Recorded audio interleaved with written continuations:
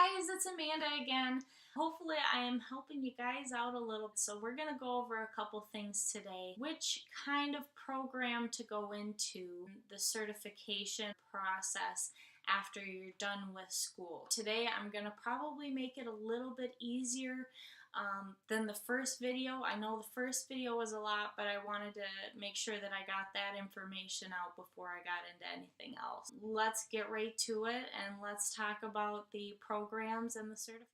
So there's two different routes you can go with medical assisting when you go to school. You can either get a diploma or you can get your associate's degree. There's benefits for both of them, but this is just from my point of view. I just want you to keep that in mind and make the best judgment that you can when you go to school. The diploma program, you are just doing the classes for medical assisting. You would learn the clinical and administrative stuff. Programs for just the diploma are usually about 6 months to a year, and you learn everything you need to know to be in the field.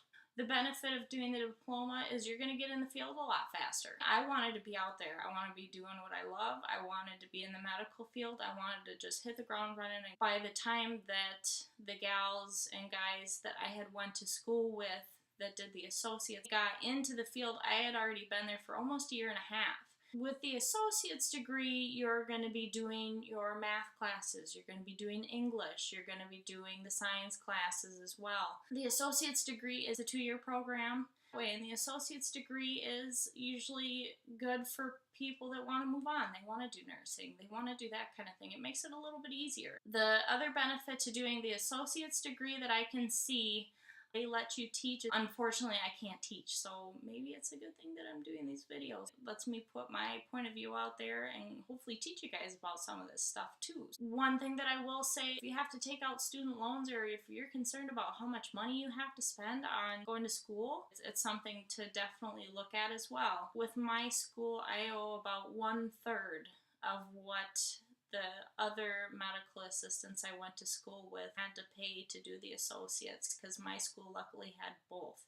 Some schools only have the associate's degree. The reason that they do that is because they can make more money off of it. They can really reel you in and make sure that you spend about $40,000 on going to school. And me personally, I would have rather been an LPN and spent about the same amount of money and you'd still have an associate's degree.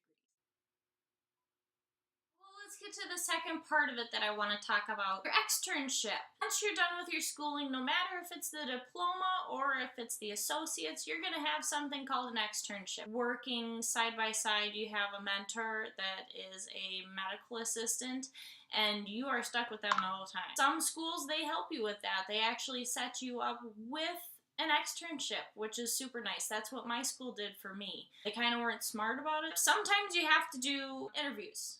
They want to see who would be best for that spot, who looks like they're going to do the best job. They want to see somebody that's knowledgeable, that just absorbed everything from school.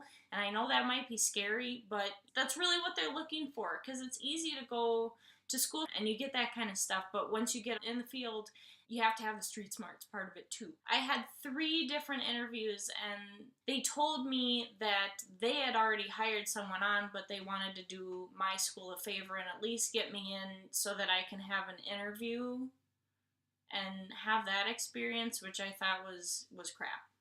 I do really good interviews, and I'm going to make a video about that so that you guys can hopefully benefit from it. But anyway, I ended up going to an oncology clinic for my externship. This was one that was actually looking for a medical assistant to have as an extern, but I followed a medical assistant the whole time. I was lucky enough to be in a specialty, so I worked mostly with the gynecologic oncology, so working with people that have cervical uterine cancer and ovarian cancer, breast cancer. And I think I did get lucky with that externship because, as I have said before, I work in an OBGYN clinic, so that kind of got my foot in the door, and that was really what I was leaning for, is I wanted to work with women's health. I think that it's very important, and obviously I'm a woman, so I like that field. With the externship, make sure that you show up on time, you are doing as much as you can, and make sure that you're not slack-a-lacking, because they want to see somebody that's there to work, because they can fire you. So make sure you're doing a good job and you're learning as much as you can. Every externship is different. So with my externship, since I was working with cancer patients, they wouldn't let me do blood draws and they wouldn't let me do injections. The only thing that I could do was room the patient, ask them their pain scale, do their temperature, their blood pressure, their pulse, respirations, which was kind of boring. That's just the experience that you get, and you want to make sure that you make a good impression, because guess what? That's what you're putting on your resume.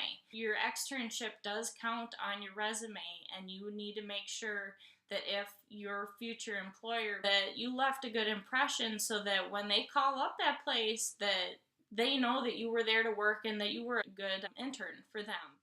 Alrighty, guys. Well, I think that's it for today. I think I threw enough at you. I try not to do too much in one, but hopefully this made sense to you. As you can kind of tell, we're progressing from the basics, and then we'll go more towards us that have been in the field for a while, so that I can, those ones are really going to be fun, because it's not going to be just general knowledge. And I think that you guys that are looking into going into medical assisting, and the ones that are in school for medical assisting, you're going to really understand what the medical assistants do and the fun we get to have every day. If you haven't yet, please subscribe to my page. If you have any questions, I'm definitely willing to answer those. And I did also want to let you guys know, I do have a Facebook page for medical assistants. It's nothing that's completely full of information like my videos are. It's actually a page full of memes about medical assistants and the medical field. So I think that in our occupation, for how crazy we get, it's kind of nice to have a page that you can just sit there and laugh at. So definitely take a peek at it. It's called Medical Assistant Life. I will put it down in the comments section. And thanks for watching.